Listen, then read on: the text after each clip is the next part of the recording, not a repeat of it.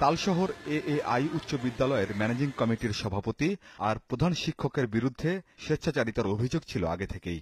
সবশেষ এই দুজনের বিরুদ্ধে স্কুল ফান্ডের 1,08,00,000 টাকা আত্মসাতের অভিযোগ উঠলে তদন্ত শুরু করে শিক্ষা মন্ত্রণালয়ের নিরীক্ষা কমিটি। তদন্ত প্রতিবেদনে উঠে আসে অনিয়মের নানা চিত্র।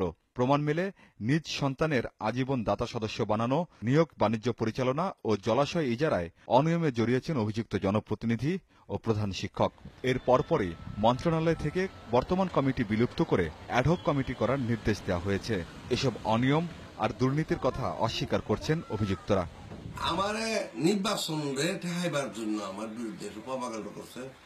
ভাই আল্লাহর হাজিনের কেমন জানি মানতে চাই না, বুঝাই মানছি না। গেলে মিটিং দিন গেলে রাস্তা হাই। তদন্ত কমিটি আমাকে তদন্তের পরে তো আমাকে স্টেশন কল করবে, ওরা তো আমাকে কিছু বলেনি। ওরা জাস্ট কমিটি রিপোর্ট পাঠাইছে, রিপোর্টের প্রেক্ষাপটে আমাকে কি করবে তারা তো তাদের নির্দেশনা দেবে, তারা তো এরকম কিছু আমাকে দিয়েছে। এ সংক্রান্ত নথিপত্র এখন মন্ত্রণালয়ে।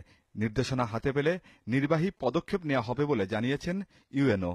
একটা এডহক কমিটি করে দেওয়ার বিষয়ে একটা নির্দেশনা আসছে, আমি এখনো অফিসিয়ালি পাইনি। আমি এটা লোকমুখে শুনেছি। আমি ওই স্কুলের হেডমাস্টারকে বলেছি বিষয়টা দেখে আমাকে জানানোর জন্য আর কি। যদি আমরা অফিসিয়ালি পাই সেক্ষেত্রে নীতিমালা অনুযায়ী আমরা পরবর্তী ব্যবস্থা গ্রহণ করা হবে। আশুগঞ্জের তালশহরে 7 দশকের পুরনো স্কুলে কেবল পদাধিকার খাটিয়ে তৃতীয়বারের মতো ম্যানেজিং কমিটির প্রধান হয়েছেন ইউনিয়ন পরিষদ চেয়ারম্যান আবু শামা। আমিন বাবু, যমুনা নিউজ।